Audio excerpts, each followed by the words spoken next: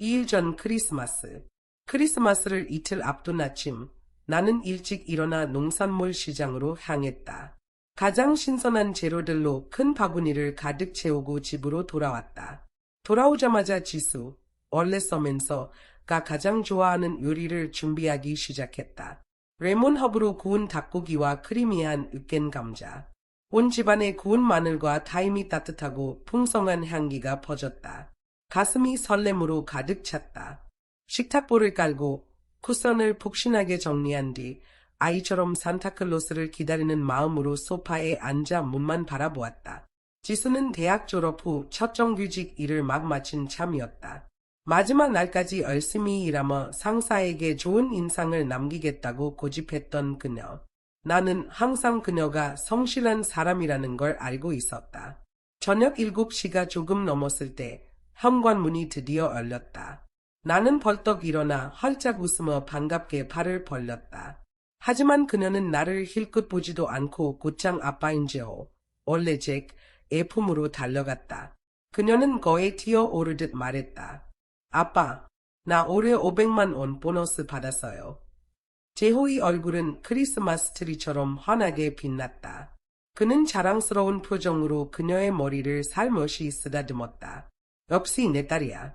정말 대단하구나. 그때 시부모님인 민호 씨와 영희 씨, 원래 해를 두어 배버리가 분주히 다가오며 환한 얼굴로 말했다. 지수아, 너는 우리 가족의 자랑이란다. 영희 씨의 목소리에는 진심 어린 칭찬이 가득 담겨 있었다. 나는 옆에서 그들이 그녀를 둘러싸는 모습을 조용히 지켜보았다. 물론 나도 그녀가 자랑스러웠다. 어떻게 그렇지 않을 수 있겠는가. 하지만 마음 한구석에 조용한 아픔이 스며들었다. 마치 내가 익힌 것처럼 느껴졌다. 나는 한 발 앞으로 나아가 그녀의 손을 잡고 미소를 지으며 말했다. 오늘 힘들었지? 배고프지 않니? 내가 좋아하는 음식 준비해 놨으니 데워줄게. 그러나 그녀는 나를 쳐다보지도 않고 짜증 섞인 목소리로 말했다. 엄마, 제발 쓸데없는 질문 좀 하지 마세요. 그녀는 짐을 풀며 얼굴에 설렘 가득한 미소를 띄었다. 그러더니 깔끔하게 포장된 봉투들을 꺼내어 커피 테이블 위에 자랑스럽게 늘어놓았다. 마치 게임쇼에서 우승자를 발표하려는 것처럼 보였다. 그때 제호의 동생인 준호, 원래 제이슨, 그의 아내 수진, 원래 에멀리, 이 들어왔다. 그들의 시선은 즉시 테이블 위의 봉투들로 향했다. 아, 지수야. 직장에서 정말 잘하고 있는 것 같네. 이거 다 선물이야. 정말 생각이 깊구나. 준호가 진심 어린 목소리로 말했다. 지수가 수진을 보자마자 껑충 뛰며 소리쳤다. 이모, 너무 보고 싶었어요. 나는 그 자리에 얼어붙은 듯 서 있었다. 그 순간 깨달았다. 그녀는 누구에게나 가족처럼 대할 수 있었다. 나만 빼고. 모두가 모이자 지수가 목소리를 가다듬고 환하게 웃으며 말했다. 올해 저를 응원해 주신 모든 분들께 감사의 마음을 전하고 싶어서 준비했어요. 아빠, 이건 100만 원짜리 비자 기프트 카드고요. 할아버지, 할머니께는 스파 이용권 30만 원짜리씩 준비했어요. 삼촌들은 고급 마켓 상품권 20만 원짜리예요. 나는 움직이지 않았다. 그저 그녀가 봉투를 하나씩 나누어 주는 모습을 바라보았다. 그녀는 자랑스러운 미소를 지으며 봉투를 건넸다. 수진이 그녀를 살짝 밀며 속삭였다. 지수아, 누군가를 빼먹은 것 같아. 지수는 장난스럽게 이마를 치며 말했다. 아, 맞다. 하나 더 있었어. 가방에 있을 거예요. 안도감이 밀려왔다. 그래도 나를 기억했구나. 어쩌면 내 선물을 마지막으로 남겨둔 걸지도 몰라. 어쩌면 특별한 걸 준비했을지도. 나는 손을 내밀었다. 그녀가 가방을 뒤져 마지막 봉투를 꺼내는 모습을 보며 기대했다. 그런데 그녀는 봉투를 우리 집 강아지 코코의 옷 안에 쏙 넣으며 말했다. 코코야, 올해 착한 아이였으니까 이건 너 선물이야. 나는 그 자리에 멍하니 서 있었다. 미소는 굳어버렸고 내 손은 허공에 멈춰 있었다. 긴 침묵 끝에 나는 조용히 물었다. 지수아, 내 건. 그러자 그녀는 유리조각처럼 날카로운 목소리로 대답했다. 엄마는 집에만 계시잖아요. 일도 안 하시고 제 일이 얼마나 힘든지 모르시잖아요. 요리하고 청소하는 건 엄마가 좋아서 하는 거잖아요. 그러니까 제가 엄마한테 선물을 줘야 하죠. 수진이 급히 그녀를 소파 쪽으로 끌어당기며 멈추라고 속삭였지만 지수는 멈추지 않았다. 그녀는 가방에서 또 다른 것을 꺼내며 환하게 웃었다. 아, 그리고요. 우리 모두가 새해를 하와이에서 보낼 수 있도록 비행기 표를 예약했어요. 내일 밤 출발이에요. 나는 조용히 생각했다. 그래, 선물은 없어도 괜찮아. 적어도 우리 다 같이 여행을 가는 거니까. 어쩌면 이게 그녀가 나를 생각하는 방식일지도 몰라. 모두가 봉투를 뒤적이며 자신의 비행기 표를 찾는 동안 나도 함께 찾았다. 하지만 내 표는 보이지 않았다. 나는 그녀를 올려다보며 혼란스러운 표정을 지었다. 그녀는 턱을 살짝 치켜들며 마치 명령을 내리듯 말했다. 엄마는 안 가요. 코코랑 집에 있어야 해요. 코코 혼자 두면 불쌍하잖아요. 엄마가 딱 적임자예요. 그 순간 무언가 내 안에서 끊어졌다. 내 딸에게 나는 아무것도 아니었다. 비행기표 값조차 아까운 존재였다. 분노가 가슴 깊은 곳에서 끌어올랐다. 나는 팔을 휘둘러 접시를. 크리스마스를 앞둔 밤. 내가 구운 쿠키 접시가 바닥에 산산조각이 나면서 깨지는 소리가 집안에 울려 퍼졌다. 그 소리는 마치 경보 알람처럼 날카롭고 긴박했다. 아만다, 원래 어맨더, 도대체 왜 이러는 거야? 시어머니 영희 씨는 벌떡 일어나 날카로운 목소리로 외쳤다. 시아버지 민호 씨는 눈살을 찌푸리며 불만 가득한 표정을 지었다. 이 밤을 완전히 망쳐버렸잖아. 이게 무슨 행동이야? 영희 씨는 재호를 향해 혀를 차며 말했다. 재호아, 이런 여자랑 결혼하다니. 너는 처음부터 저주받은 거야. 지수는 눈을 깜빡이며 얼굴을 찌푸렸다. 엄마, 진짜 애 그래요. 그냥 하와이 여행일 뿐인데요. 내년에 보너스 받으면 엄마도 데려갈게요. 됐죠? 이제 모두 화났으니 만족하시겠어요? 준호가 뭔가 말하려는 듯 입을 열었지만 수진이 그의 손을 잡고 고개를 저었다. 나는 차가운 웃음을 터뜨렸다. 그래, 내가 이렇게 해야만 너희가 나를 기억하겠구나. 내가 존재한다는 걸 알려주려면 이런 짓이라도 해야겠지. 재호의 얼굴은 어두워졌고 그의 인내심도 한계에 다다랐다. 그는 바닥에 깨진 접시를 가리키며 말했다. 지금 내가 얼마나 우스꽝스러운지 알기나 해. 이건 가족이 다 같이 즐거운 시간을 보내는 자리였어. 그런데 내가 다 망쳐버렸어. 이걸 감당할 수 없다면 그냥 나가. 아무도 널 막지 않아. 그 말은 나를 더욱 아프게 찔렀다. 나는 가족이 아니었다. 나는 무급 가사도우미였고 강아지 돌봄이었으며 요리하고 청소하면서도 아무도 알아주지 않는 존재였다. 나는 앞치마를 벗어 던지고 침실로 들어갔다. 눈에 보이는 옷가지를 아무렇게나 가방에 쑤셔넣고 지갑과 신분증을 챙겼다. 방을 나서려는 순간 수진이 급히 들어와 내 팔을 붙잡았다. 아만다, 이러지 마세요. 너무 늦은 시간이잖아요. 어디로 가시려고요? 그녀는 뒤를 돌아보며 외쳤다. 지수아, 엄마랑 얘기 좀 해. 이렇게 나가게 두면 안 돼. 하지만 지수는 소파에 기대어 앉아 반쯤 감긴 눈으로 비웃는 듯한 표정을 지으며 말했다. 가게 두세요. 엄마가 뭘 할 수 있겠어요. 외갓집으로 가겠죠 뭐. 엄마는 항상 이렇게 화내고 나가더니 결국 다음 날이면 다시 돌아오잖아요. 나는 그 자리에 얼어붙은 채 서 있었다. 20년 넘게 사랑하고 희생했던 세월이 단 몇 마디로 부정당했다. 만약 내 어머니가 오늘 내가 들은 말을 들었다면 그녀의 마음은 산산조각이 났을 것이다. 나는 수진의 손을 조용히 뿌리치고 아무 말 없이 문을 나섰다. 거리로 나와 휴대폰을 꺼내 어머니에게 전화를 걸었다.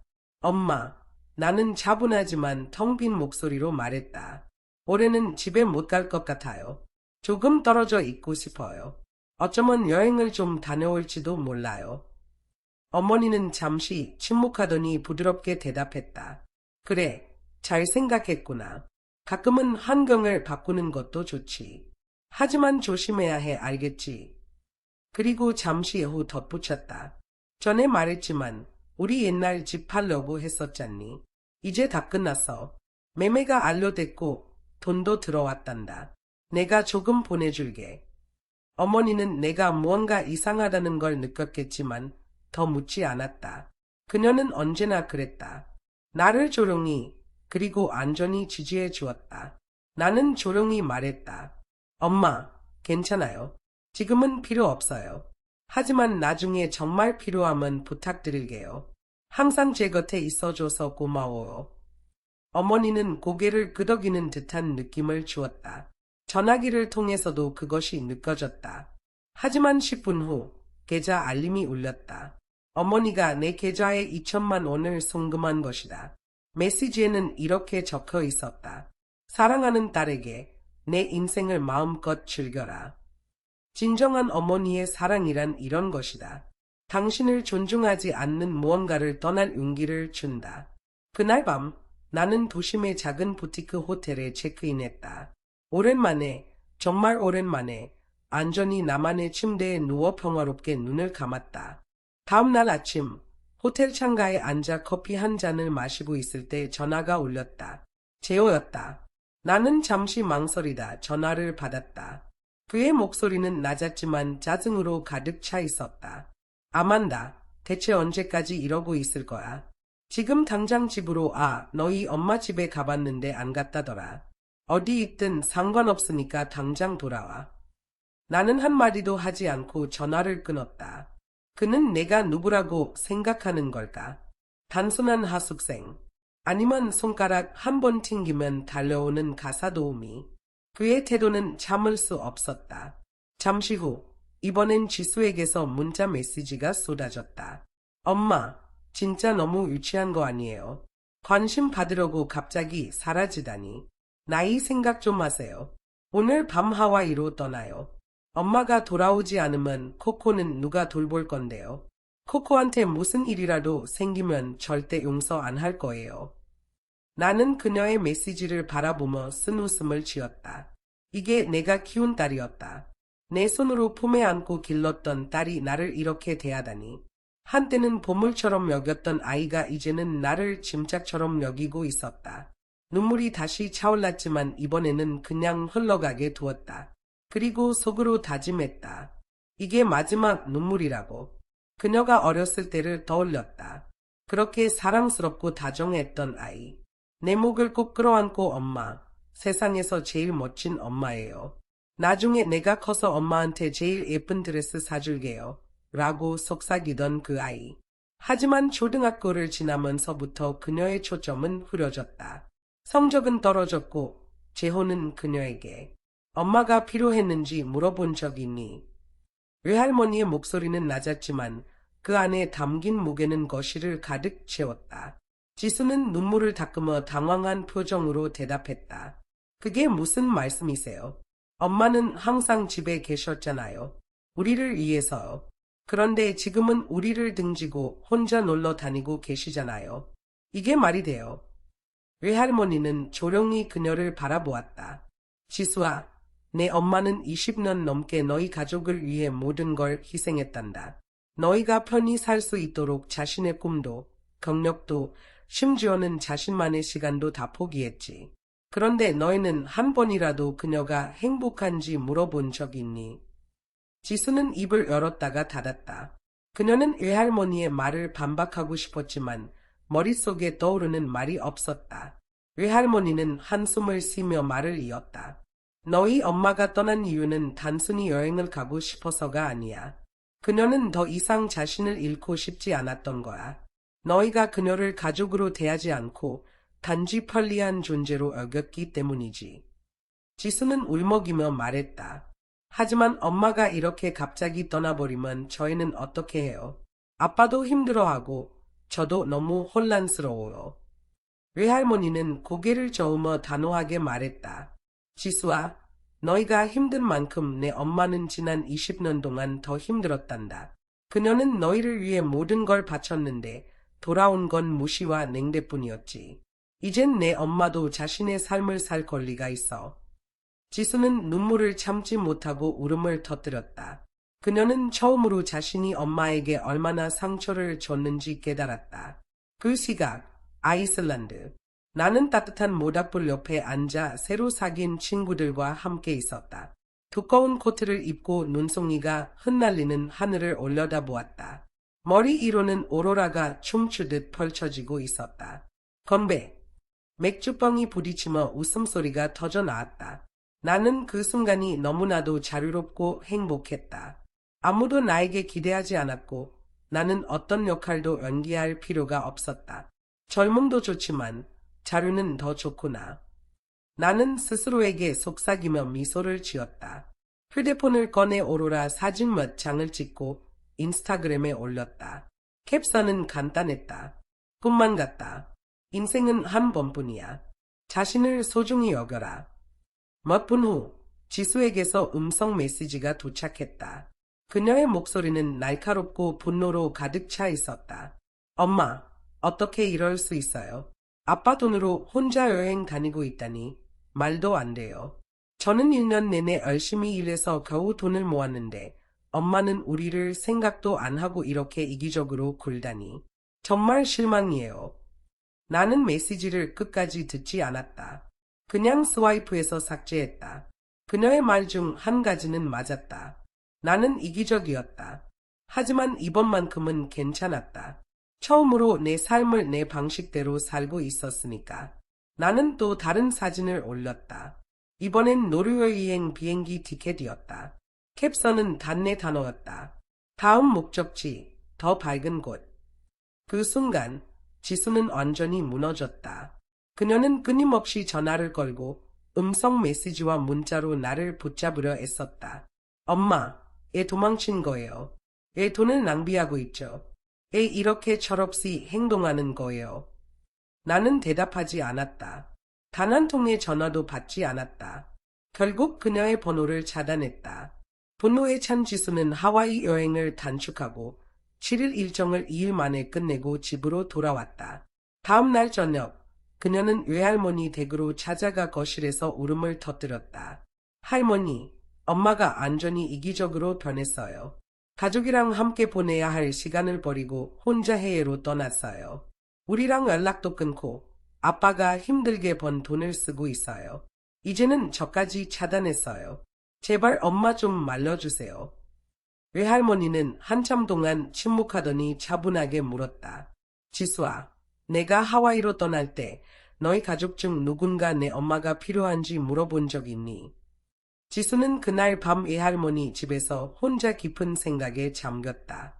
그녀는 엄마가 자신을 위해 얼마나 많은 것을 포기했는지, 그리고 자신이 얼마나 그것을 당연하게 여겼는지 깨닫기 시작했다.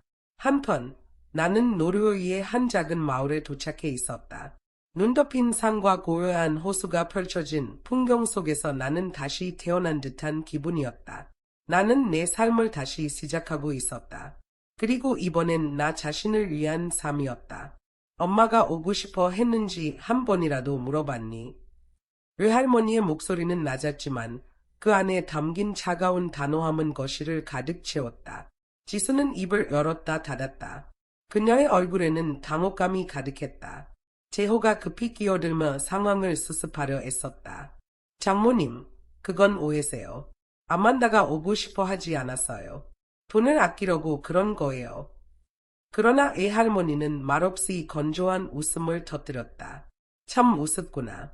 조금 전에는 그녀가 돈을 너무 쓴다고 하더니 이제는 돈을 아낀다고.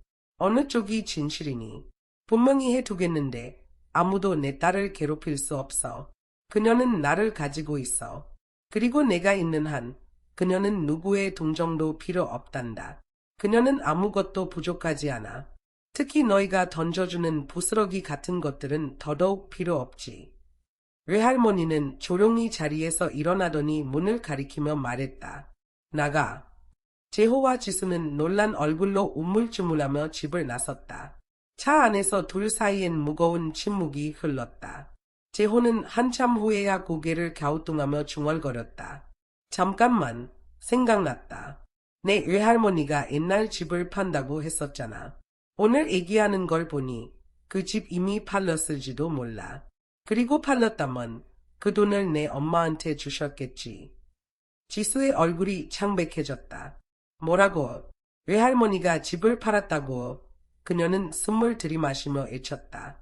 그 집 엄청 비싼데. 엄마가 이혼을 결심한 이유가 그 돈 때문이라는 거예요. 그 돈 가지고 도망치려는 거잖아요. 이건 절대 안 돼요. 우리가 그 돈을 되찾아야 해요. 그날 이후 지수는 완전히 달라졌다. 자신만만하고 뻔뻔했던 모습은 온데간데 없었다. 대신 그녀는 끊임없이 나에게 메시지를 보내며 안부를 물었다. 엄마, 여행은 어때요? 날씨는 좋나요? 언제 집에 돌아오실 거예요?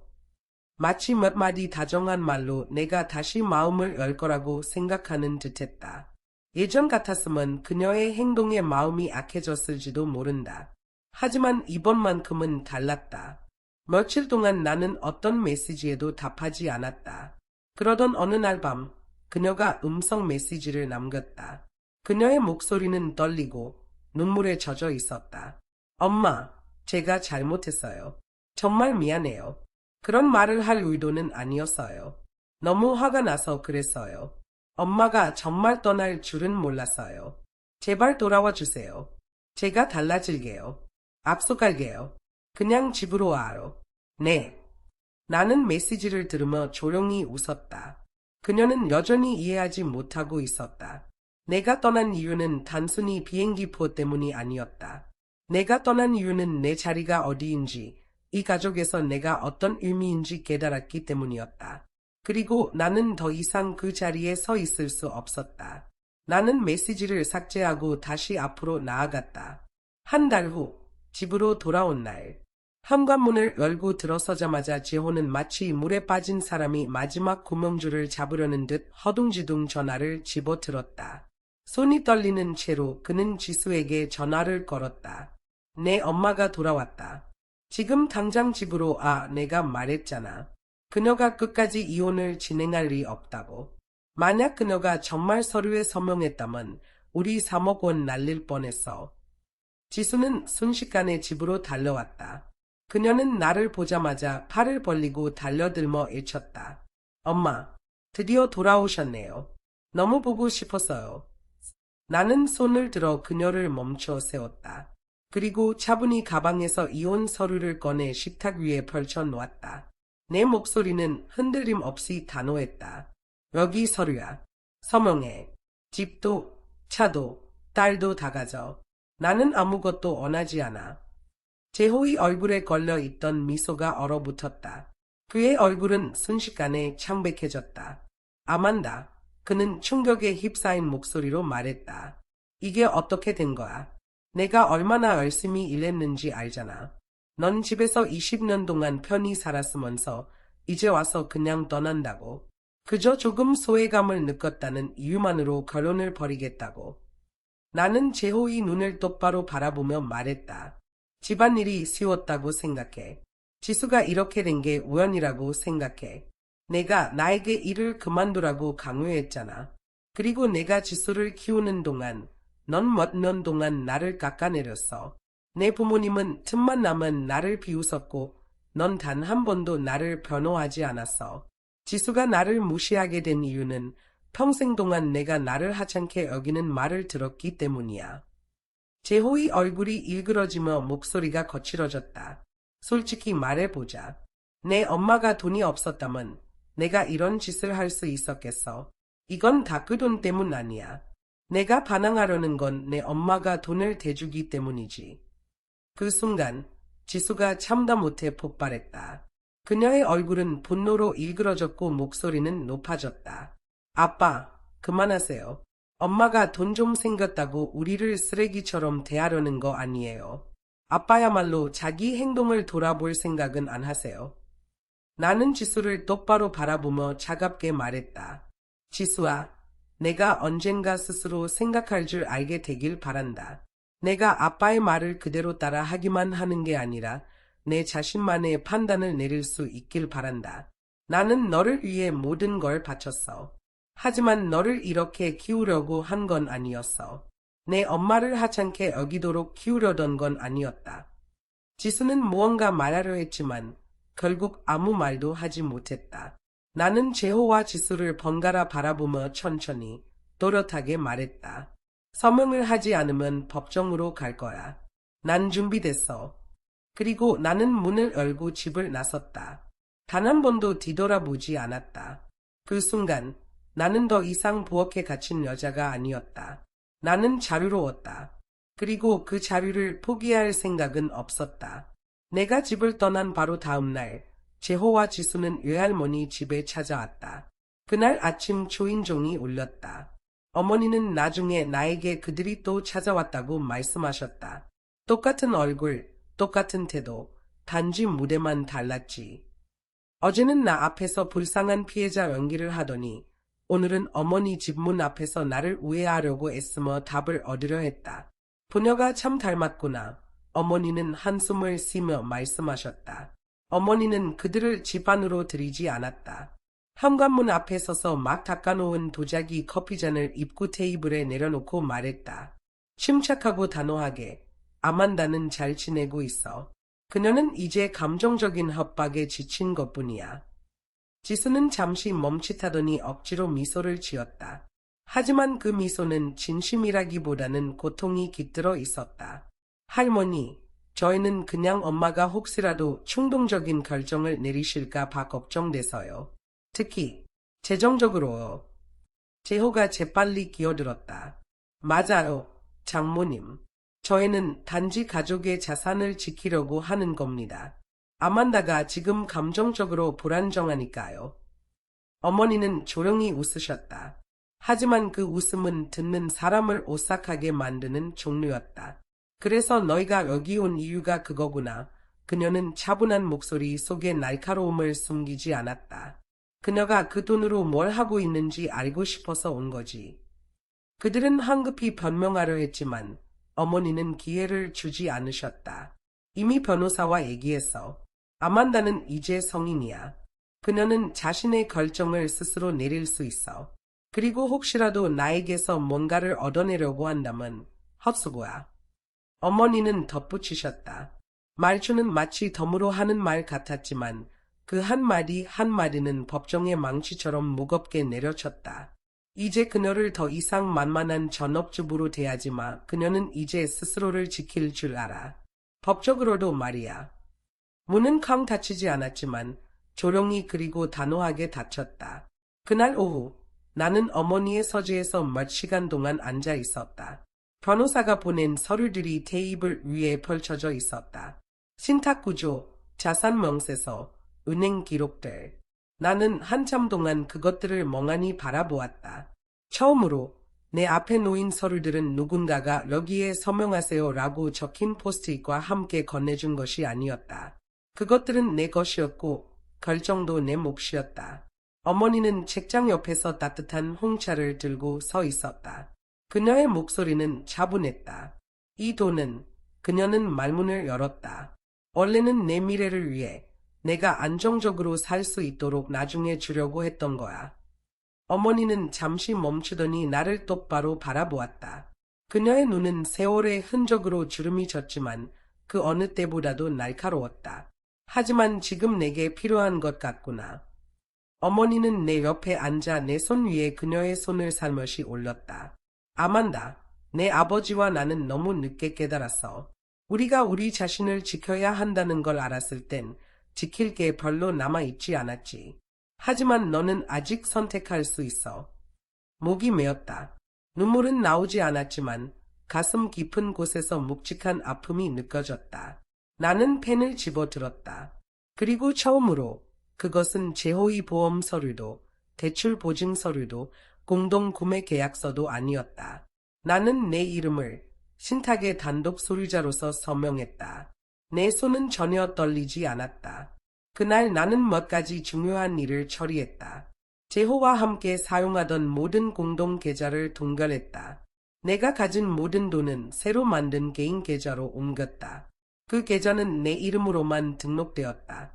유언장을 업데이트했다. 제호와 지수의 이름은 모두 삭제되었다. 그리고 나의 변호사이자 대학 시절 친구인 헤더에게 이메일을 보냈다.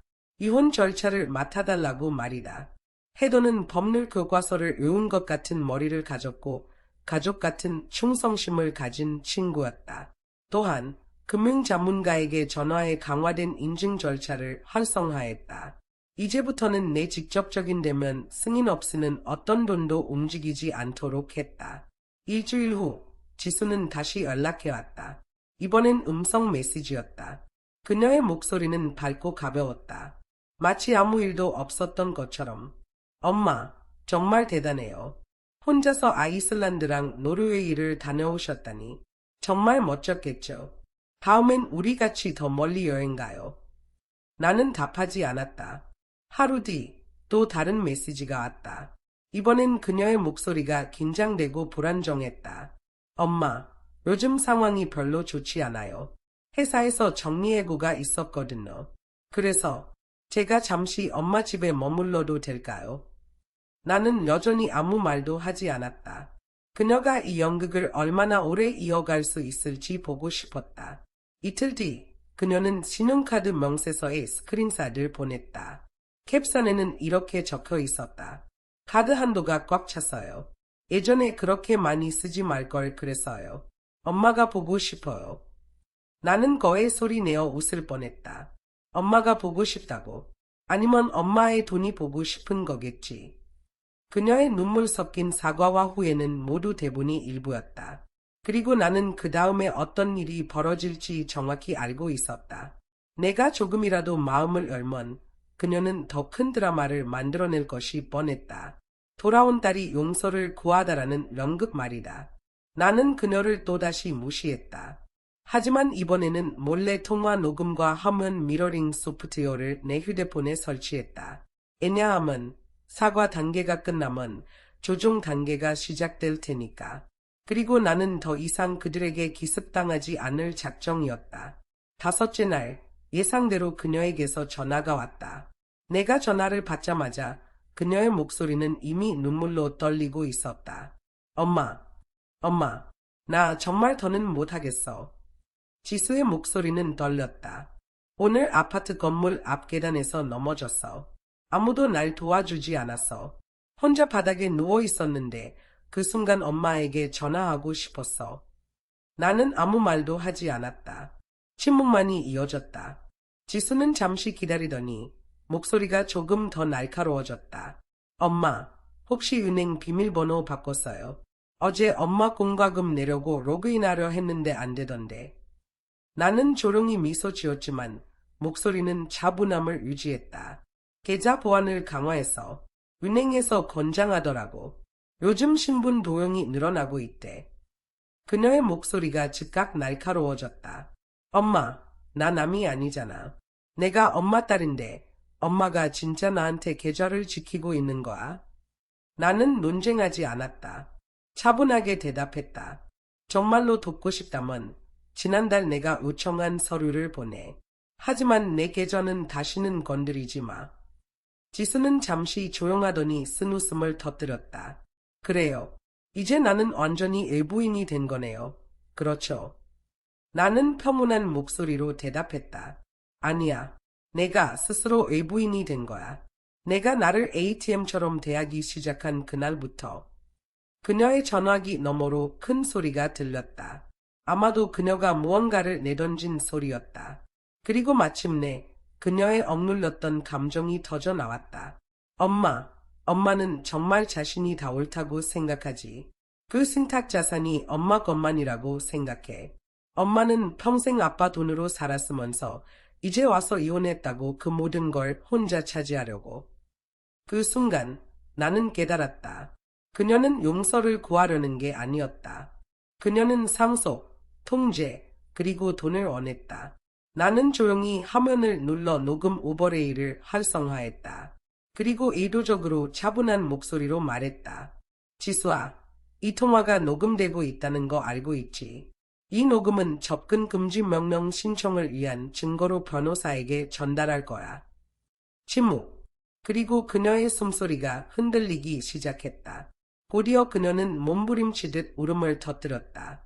엄마, 나 정말 못하겠어. 엄마는 어떻게 이렇게 냉정할 수 있어? 내가 어릴 때 열이 펄펄 끓었을 때 엄마가 밤새 내 옆에서 한숨도 안 자고 지켜줬던 거 기억 안 나? 그런 게 다 아무 의미도 없는 거야. 나는 깊게 숨을 들이마셨다. 차분함을 유지하려고 노력하며 답했다. 기억하지? 나는 부드럽게 말했다. 내가 깨어났을 때 내가 없을까 봐 물 한 모금도 마시지 않고 밤새 내 옆에 있었던 거 기억해. 내가 6살 때 커서 엄마에게 집을 사주겠다고 했던 것도 기억해. 10살 때 우리 하와이에 같이 가자고 약속했던 것도. 나는 잠시 멈추고 목소리를 조금 낮췄다. 하지만 내가 나를 전업주부라며 창피하다고 했던 것도 기억해. 학부모 상담회에 오지 말라고 했던 것도.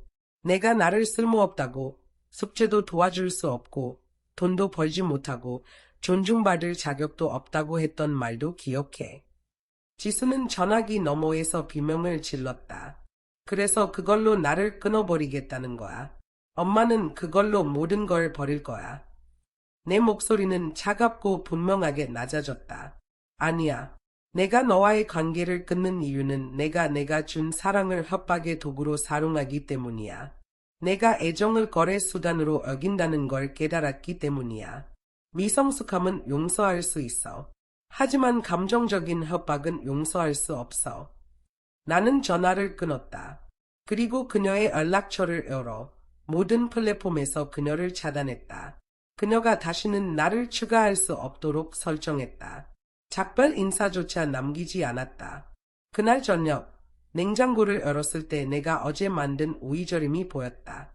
그 오이절임은 지수가 마지막으로 내 문 앞에 와서 진심으로 사과할 경우를 대비해 만든 것이었다. 이제 나는 그 병을 꺼내 쓰레기통으로 가져가 던져 넣었다. 더는 아무것도 남겨두지 않기로 했다. 심지어 그녀가 돌아올지도 모른다는 희망조차도. 다음 날 아침 커피를 따르던 중 변호사 헤더에게 전화가 왔다. 아만다, 내 남편이 움직였어. 헤더의 목소리는 단호했다. 제호가 소송을 제기했어. 내 신탁 자산의 일부를 요구하고 있어. 그는 내 엄마가 준 돈이 결혼 중에 이전된 것이기 때문에 부부 공동 재산으로 간주되어야 한다고 주장하고 있어. 나는 조용히 웃음을 터뜨렸다. 역시 그럴 줄 알았어. 그리고 역시 그 정도로 낮아질 줄 알았지. 하지만 진실은 이랬다. 어머니의 돈은 내가 제호와 별거한 후에, 내가 집을 나온 후에 나에게 이전된 것이었다. 그 돈은 결혼 선물도 아니었고 장기적인 공동 투자도 아니었다. 그 돈은 어머니가 내가 가장 힘들었던 2달 전에 보내준 것이었다. 어머니는 아무 설명도 하지 않고 단지 송금 메모란에 이렇게 적으셨다. 내 딸의 삶, 그녀 자신의 삶을 위해. 그 돈은 깨끗했고 시기가 명확했으며 문서로 증명되었다. 그리고 이제 재호는 그 타임라인을 왜곡하려 하고 있었다. 법적으로 이혼하지 않았다는 이유만으로 그것을 공동재산으로 만들려는 시도였다. 나는 아무 말도 하지 않았다. 그저 그의 변호사가 제출한 이른바 증거 자료를 넘겨보았다. 믿을 수 없었다. 철먼피라는 말로는 부족했다. 그의 마지막 패, 제호의 소송 서류에는 이렇게 적혀 있었다. 비록 이 자금이 청구인의 장모로부터 유래했으나 법적 결혼 상태에서 이체가 이루어졌습니다. 따라서 양측 모두 이 자금에 대한 이론적 접근권과 공유 권리를 가집니다. 그리고 마지막으로 뻔뻔하게도 그는 이렇게 덧붙였다. 이 자금이 가족과 딸의 미래를 지원하는 데 사용되는 것에 대해 이해가 없습니다. 그래서 결국 이 모든 게 가족을 지원하기 위해서였다고? 아니면 그의 다음 자아 성장 프로젝트를 위한 자금 마련이었을까? 헤더와 나는 바로 작업에 들어갔다. 우리는 모든 서류를 제출했다. 이체 날짜는 내가 집을 나와 제호와 공식적으로 별거를 시작한 후 2주 뒤였다. 수취 계좌는 내가 새로 만든 개인 계좌로, 제호는 접근 권한도 사전 정보도 없었다. 가장 중요한 것은 어머니가 돈을 송금하신 날 내게 보낸 문자 메시지였다. 그 메시지는 아직도 내 휴대폰에 저장되어 있었다. 거기엔 이렇게 적혀 있었다. 그에게 한 푼도 주지 마라. 이건 내가 처음으로 너 자신을 위해 쓸 수 있는 돈이다. 이건 단순한 재정적 논쟁이 아니었다. 이건 제호가 자신의 진짜 속내를 드러낸 순간이었다. 그는 이혼이 두려운 게 아니었다. 그는 나와 돈에 대한 통제권을 잃는 것이 두려웠던 것이다. 재판 당일 그는 결혼 생활 동안 적어도 12번은 입었을 법한 회색 정장을 입고 나타났다. 그 정장은 우리 결혼식 때도 입었던 옷이었다. 그때 그는 나와 함께 새로운 삶을 시작하기 위해 그 옷을 입었었다. 이제 그는 그 옷을 입고 가져갈 수 있는 모든 것을 가져가려 하고 있었다. 그는 서서 최대한 합리적으로 들리려 애쓰며 말했다. 저는 단지 결혼 재산에 대한 명확성을 원합니다. 우리 둘 다 딸에 대한 책임이 있으니까요. 헤더는 자리에서 일어나 파일을 열었다. 그녀의 목소리는 차갑고 안정적이었다. 첫째, 이 자금은 아만다 미첼의 어머니로부터 온 개인적인 선물로 그녀만을 위해 지정된 것입니다.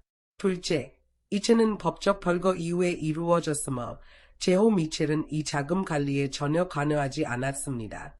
셋째, 제호 미첼은 승인되지 않은 대출과 자금 이체 등 여러 재정적 부정행위를 저질렀으며 이는 결혼 재정 신뢰를 훼손했습니다. 우리는 이를 입증할 문서를 가지고 있습니다. 그녀는 증거 자료를 테이블 위로 밀어놓았다.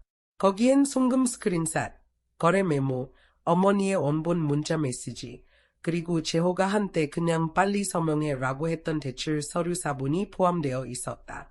그는 내가 세부 사항을 읽지 않을 거라고 생각했던 것이다. 테이블 건너편에서 제호가 깊게 숨을 내쉬는 소리가 들렸다. 그는 이런 상황을 예상하지 못했다. 그는 내가 모든 증거를 남겨두리라고는 생각하지 못했다. 그는 자신이 한때 내 코앞에 슬쩍 내밀었던 서류들이 법정에서 증거물 A로 제출될 줄은 몰랐던 것이다. 판사는 날카로운 눈빛을 가진 40대 여성으로 이 모든 상황을 재미있게 보지 않았다. 모든 자료를 훑어본 후 그녀는 간결한 한 문장으로 판결을 내렸다. 이 자금은 아만다 미첼의 어머니로부터 온 별거 이후의 개인 선물로 명백합니다. 제호 미첼은 이에 대한 법적 권리가 없습니다. 들었지? 그녀는 전문적인 태도로 말했지만 메시지는 명확했다. 제호, 내 돈에서 손 떼. 법원 밖에서 헤더는 나에게 커피를 건네며 돌계단 위에 함께 섰다. 우리는 제호가 당황한 변호사와 대화하는 모습을 지켜보았다. 헤더가 웃으며 말했다. 그가 정말 두려워하는 게 뭔지 알아.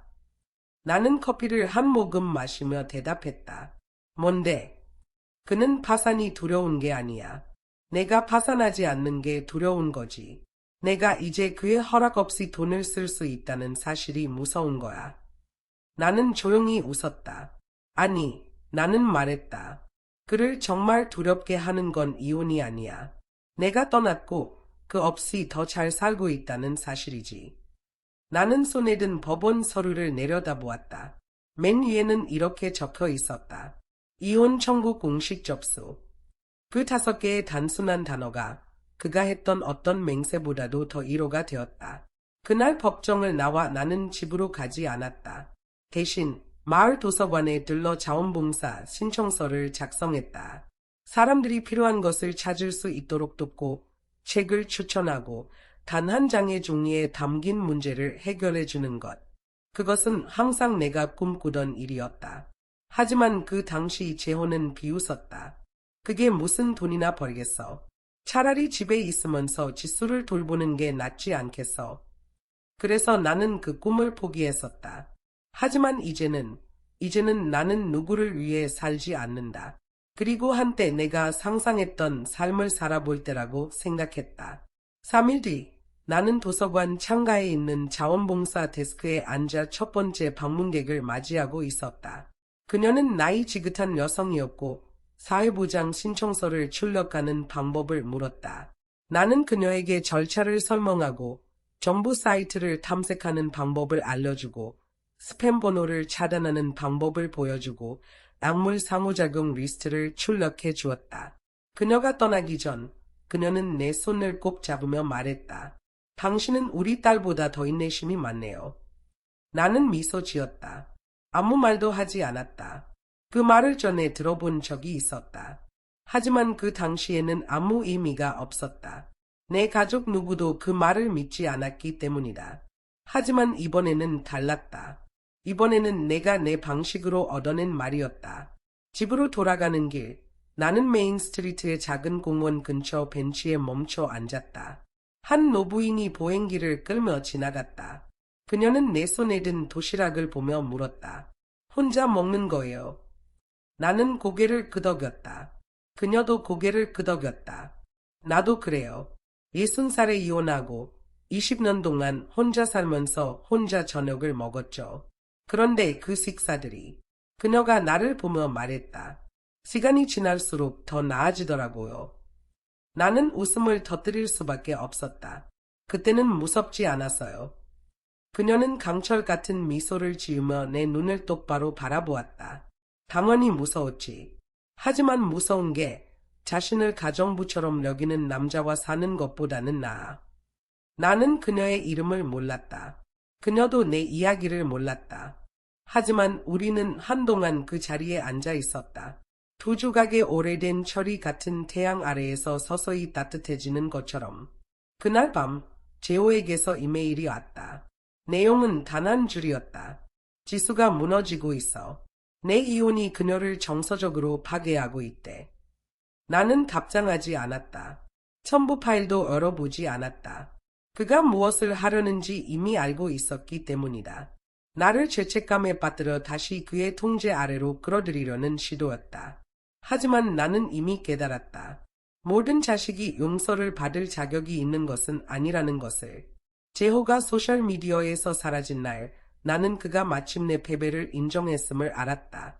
하지만 그가 예상하지 못한 것은 그에게 더 많은 패배가 기다리고 있다는 사실이었다.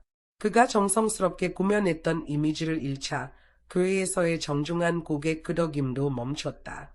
한때 미소를 지으며 인사하던 사람들이 이제는 등을 돌렸다. 사회적 온기는 앓은 종이처럼 한 번의 바람에 모두 날아가 버렸다. 그리고 그의 건강도 그를 따라잡기 시작했다. 오랫동안 무시했던 허리 통증은 점점 더 심해졌고 그를 위해 음식을 챙기거나 악을 챙기라고 말해줄 사람도 없었다.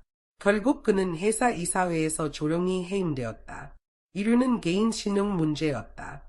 그가 나를 보증인으로 삼아 개인 계좌와 사업 계좌를 섞어 쓰던 모든 행동은 그가 안정적인 가정과 헌신적인 아내라는 배지를 달고 있을 때만 가능했던 일이었다.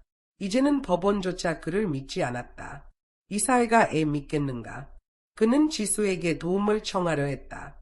하지만 지수도 자신의 문제로 바빴다. 직장을 잃은 후 그녀는 여성 자립과 자신감을 키우는 코칭 서비스를 시작했다. 아이러니컬하게도 그녀 자신은 그걸 제대로 배우지 못했다. 그녀의 전 남자친구는 그녀가 회사를 그만둔 지 일주일 만에 약혼했다. 지수는 무너졌고 눈물로 가득 찬 영상을 찍어 온라인에 올렸다. 하지만 그녀의 이야기는 사랑을 잃은 슬픔에 대한 것이 아니었다. 그녀의 이야기는 나에 대한 것이었다. 어떻게 엄마가 나를 그렇게 버릴 수 있어? 하지만 아무도 그녀의 이야기에 공감하지 않았다. 댓글은 두 가지로 나뉘었다. 한 그룹은 이렇게 말했다. 내 엄마는 너를 버린 게 아니야. 드디어 자신을 선택한 거지. 다른 익명의 사용자들은 내 사진을 다시 올렸다. 아이슬란드의 오로라 아래 서 있는 내 모습. 코트가 바람에 휘날리고 있었고 캡션은 이렇게 적혀 있었다. 이 여자는 도망친 게 아니다. 그녀는 자신에게 돌아온 것이다. 누군가 그 댓글에 좋아요를 눌렀다. 그게 나였다. 나는 지수의 전화를 받지 않았다. 재호의 새로운 이메일도 열어보지 않았다. 그들은 더 이상 내 시간을 가질 자격이 없었다. 이제 그들을 묶어주는 유일한 연결고리는 공동법적 청구서뿐이었다. 나는 그 이야기를 팟캐스트 에피소드로 만들어 은퇴 후 여성들의 재발견을 다루는 한 수에 제출했다. 수 진행자는 에피소드를 이렇게 마무리했다. 이 이야기는 아만다 미첼이 보내주셨습니다.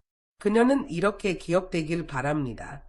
여성은 가족이나 사회 배경으로 사라지기 위해 존재하는 것이 아닙니다. 그녀는 빛나기 위해 존재합니다. 내 이야기는 예상보다 더 많은 조회수를 기록했다. 30여 개의 댓글이 눈에 띄었다. 내 딸에게 이걸 들려줬어요. 그녀는 아무 말도 하지 않았어요. 나는 울었다. 하지만 슬퍼서 운 것은 아니었다. 나도 해보고 싶어요. 그녀는 사라진 것이 아니었다. 그녀는 마침내 자신에게 돌아온 것이다. 그 봄, 나는 마을 서쪽 끝의 숲길을 하이킹했다. 운동화를 신고 물병을 들고 지역 자원봉사자들과 이야기를 나누며 걷고 있었다. 길을 걷다 한 여성이 내 팔을 잡고 물었다. 혹시 아만다 씨인가요? 당신 이야기를 들었어요. 정말 해내셨더군요. 우리가 너무 두려워서 하지 못했던 일을요. 나는 잠시 그녀의 손을 잡았다. 아무 말도 하지 않았다. 그 순간 나는 깨달았다. 나는 더 이상 부엌에서 울며 자리를 구걸하던 여자가 아니었다.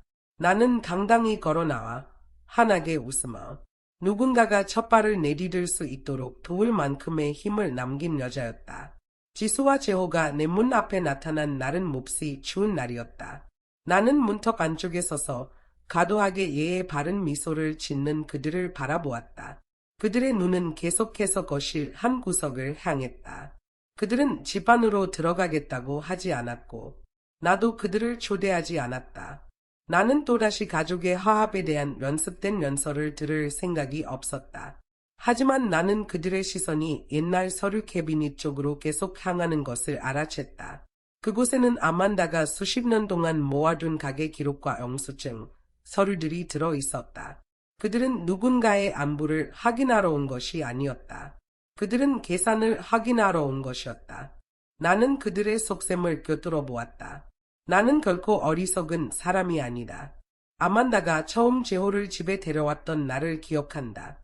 그들은 막 약혼한 상태였고 초기의 설렘 속에 휩싸여 있었다. 그때 나는 부엌 밖 작은 발코니로 케이크를 가져갔다. 그 케이크는 아침 식탁에서의 첫 인상. 아만다는 눈을 반짝이며 말했다. 재호는 정말 안정적이고 책임감 있고 가족 중심적인 사람이에요. 하지만 내가 본 것은 달랐다. 재호는 아만다를 보며 자주 웃었지만 나를 향한 미소는 거의 없었다. 그는 분명 예의 바르고 친절했지만 거리감이 느껴졌다. 겉으로는 잘 다듬어진 모습이었지만 진심은 없었다. 저녁 식사 자리에서 그는 자신의 목표와 야망, 그리고 긴 근무 시간에 대해 이야기했다. 하지만 단 한 번도 책임감에 대해 언급하지 않았다. 그리고 단 한 번도 아만다에게 자신이 무엇을 줄 것인지 이야기하지 않았다. 오직 그녀가 자신을 얼마나 잘 이해하는지에 대해서만 말했다. 아만다는 정말 편안한 사람이에요. 저를 잘 이해해줘요. 그는 그 말을 칭찬으로 했지만 나는 그 속뜻을 분명히 들을 수 있었다. 다루기 쉬운 사람이다.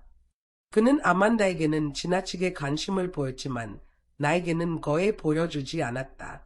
감사의 인사조차 안전한 문장으로 하지 않았다.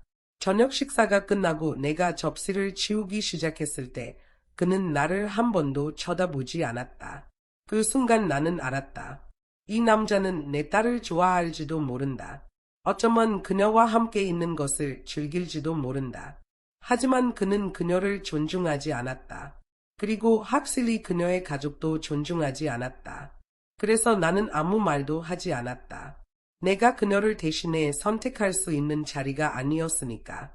내 역할은 그녀의 길을 막는 것이 아니었다. 그녀가 선택한 길이 험난해질 때 언제든 돌아올 수 있는 부드러운 안식처를 만들어주는 것이었다. 그 이후로 수년 동안 나는 그녀를 지켜보았다. 조용히 인내하며 모든 것을 건져내는 그녀를. 그녀가 모든 실망과 굴욕을 삼키는 모습을.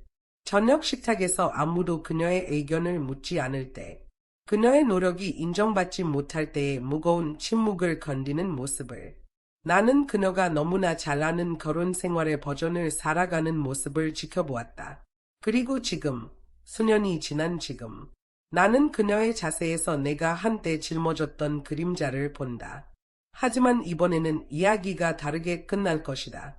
왜냐하면 이번에는 내가 단순히 차를 끓이고 침대를 정리하는 배경 속의 여자가 아니기 때문이다.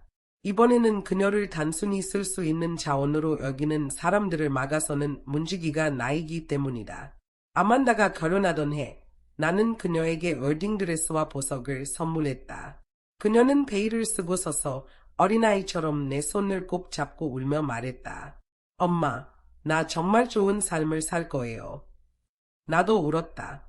하지만 그녀가 떠나서 온 것은 아니었다. 내 마음 깊은 곳에서 이미 속삭이는 목소리를 들었기 때문이었다. 그녀는 언젠가 고통을 겪게 될 것이다. 아만다가 제호와 함께 살기 시작한 후 나는 가끔 아기와 식사를 돕기 위해 찾아가겠다고 제안했다.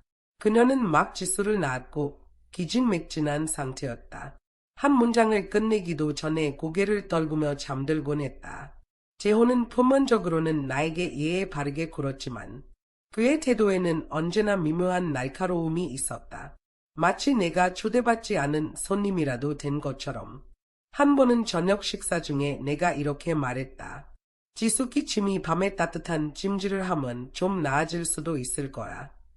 제호는 고개도 들지 않고 무심하게 대답했다. 그건 오래된 문제예요. 항상 알아서 나아지니까 신경 쓸 필요 없어요. 또 다른 날, 아만다가 파트타임 일을 시작해볼까 고민 중이라고 말했을 때 그녀가 말을 다 끝내기도 전에 제호가 끼어들었다. 당신 몸이 예전 같지 않잖아. 그냥 집에서 쉬는 게 낫지 않아.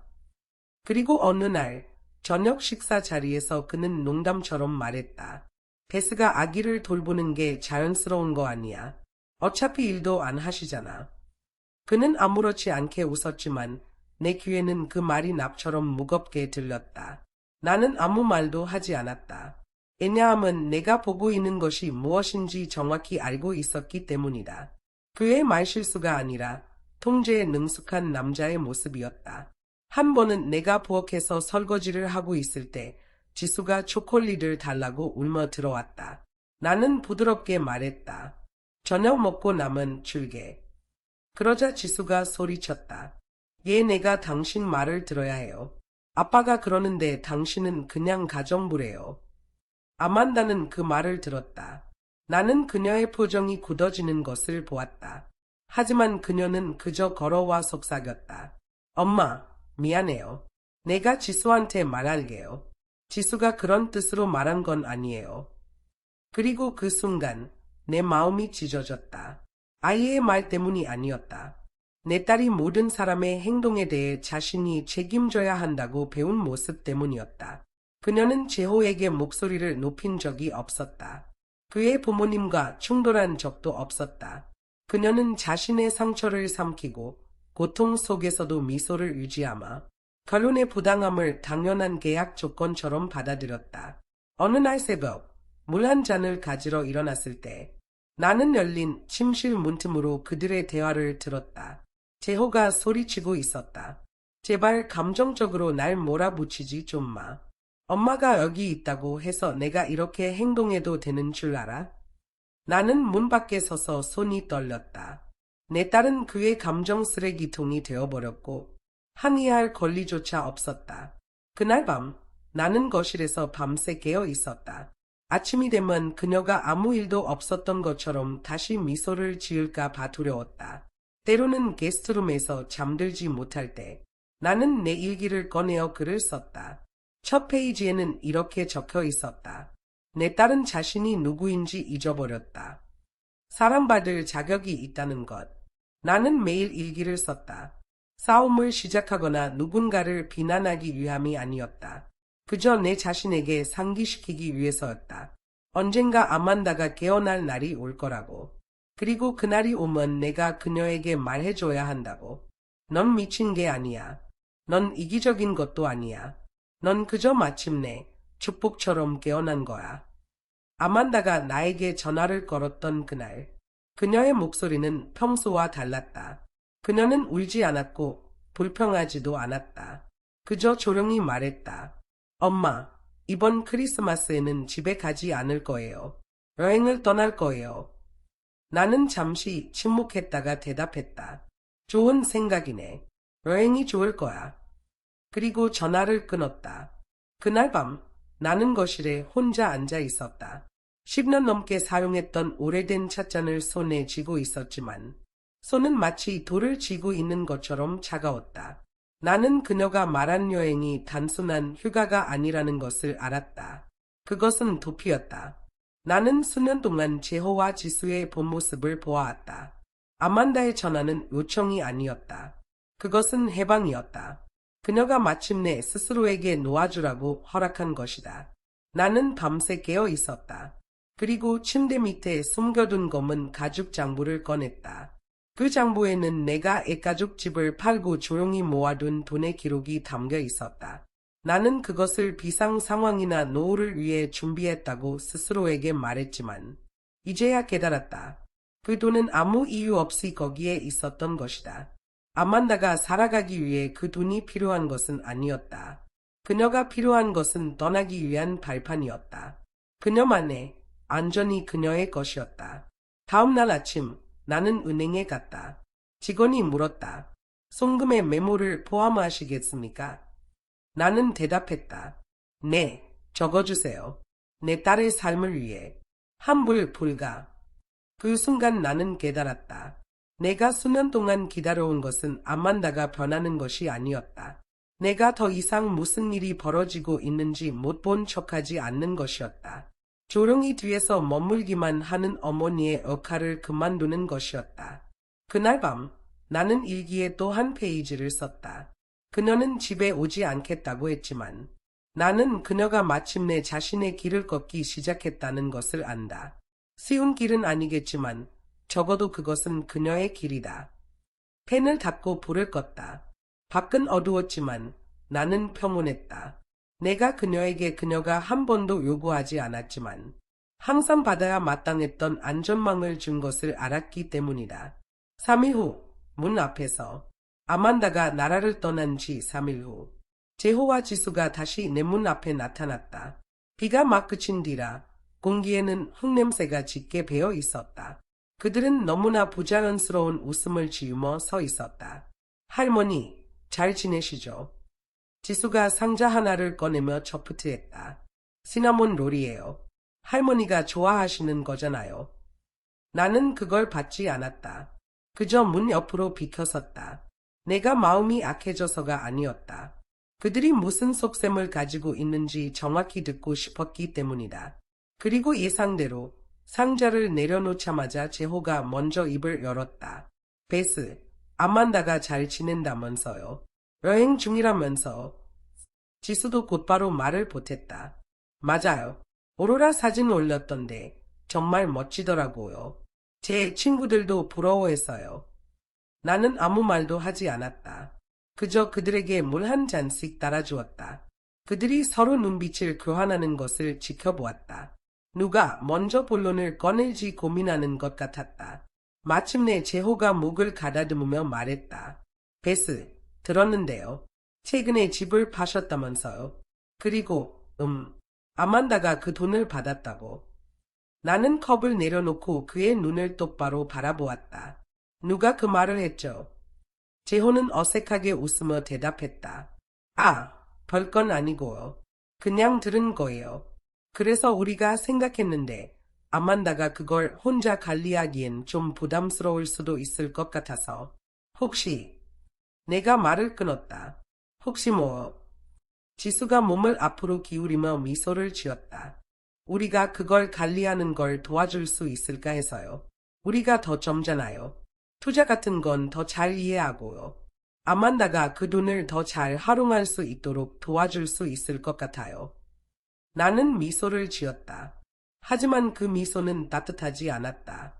겨울 연못 위에 알게 언 얼음처럼 투명하고 섬세했지만 베일만큼 날카로웠다. 당신들 둘 다 내가 그 돈을 준 걸 알고 있죠. 나는 천천히 말했다. 그들은 서로를 쳐다보며 갑자기 불안해 보였다. 내가 그냥 누가 울기만 하면 돈을 나눠주는 멍청한 노인이라고 생각하나요? 누가 웃기만 하면 고개를 끄덕이는 사람이라고요. 내 딸은 그 돈을 고생하며 얻었어요. 당신들로부터 살아남으면서요. 그 돈에 당신들 손끝 하나라도 닿게 두지 않을 거예요. 제호의 미소는 무너졌다. 그의 입술이 떨리며 대화를 수습하려는 듯했다. 베스, 이건 그냥 오해예요. 우리는... 아니요. 나는 차갑게 말했다. 오해는 없어요. 내 딸을 어떻게 대했는지 들었어요. 그녀의 돈을 쓰고도 아이처럼 꾸짖을 용기를 낸 당신들의 모습도 들었어요. 엄마가 여기 있으니까 이제 너가 이러는구나. 당신은 내가 그걸 못 들을 줄 알았죠. 하지만 다 들었어요. 지수가 벌떡 일어나 테이블에 손을 내리쳤다. 당신은 우리 결혼을 망치려고 하는 거예요. 우리 엄마는 당신에 대해 나쁘게 말한 적 없어요. 나는 쓴웃음을 지었다. 물론이지. 그녀는 당신들을 보호했으니까. 하지만 나는 아니에요. 이제 나는 그녀만 보호해요. 나는 문으로 걸어가 그것을 열었다. 내가 할 말은 다 했어요. 그 돈에는 손대지 못할 거예요. 그리고 다시는 이 집에 오지 마세요. 그렇지 않으면 경찰을 부를 겁니다. 나이가 들었다고 약하다고 생각하지 마세요. 내가 무엇을 할 수 있는지 잘 알고 있으니까. 그들은 문턱에서 얼어붙은 채 멈췄다. 재호가 먼저 돌아섰다. 그의 턱은 단단히 다물려 있었다. 지수는 나를 불타오를 듯한 눈빛으로 쏘아보고는 뒤따라갔다. 문을 닫고 걸쇠가 딸깍 잠기는 소리가 들리자 나는 길고 느린 숨을 내쉬었다. 예전에는 아만다가 다시 끌려 들어갈까 봐 걱정하곤 했다. 그녀는 늘 부드럽고 늘 타협하고 마지막 순간에 양보하는 사람이었다. 하지만 그녀의 서재에서 나눈 대화 이후 나는 알았다. 그녀는 변했다. 이제 그녀는 예전의 아만다가 아니었다. 며칠 후 나는 조용히 그녀의 법정 심리에 들어갔다. 맨 뒷줄 기둥 뒤에 숨어 앉아 그녀를 지켜보았다. 깔끔하게 잘 재단된 수트를 입고 언구석에 당당히 서 있는 그녀를. 그녀는 울지 않았다. 흔들리지도 않았다. 제호이 변호사가 사실을 애곡하고 혼란스럽게 하며 그녀를 궁지로 몰아넣으려는 질문을 던졌지만 아만다는 또렷하고 차분하게 대답했다. 그녀의 목소리는 흔들림이 없었고 눈빛은 단단했다. 그녀는 더 이상 고통을 삼키는 여자가 아니었다.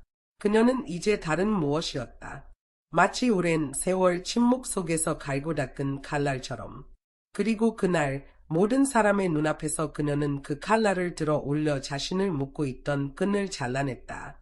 내 눈에 눈물이 고였다. 그것은 슬픔 때문이 아니었다. 자부심 때문이었다. 심리가 끝난 후 나는 차가운 금속 벤치에 앉아 30분 동안 바람을 맞으며 앉아 있었다. 그 순간 깨달았다.